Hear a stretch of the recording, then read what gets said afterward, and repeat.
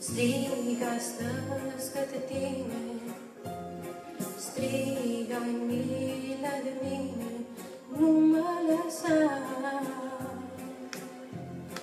nu mă lăsa, nu mă lăsa. Lumea, Doamne mare și puternic, fă din mine un cucernic, un scut tare de apărare, ce rău vrea să-mi doboare.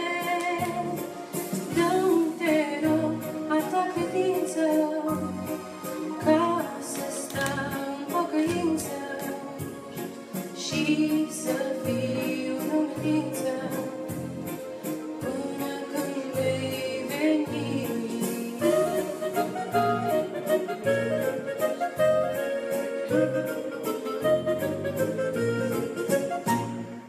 Ce rău e pe a mea urmă și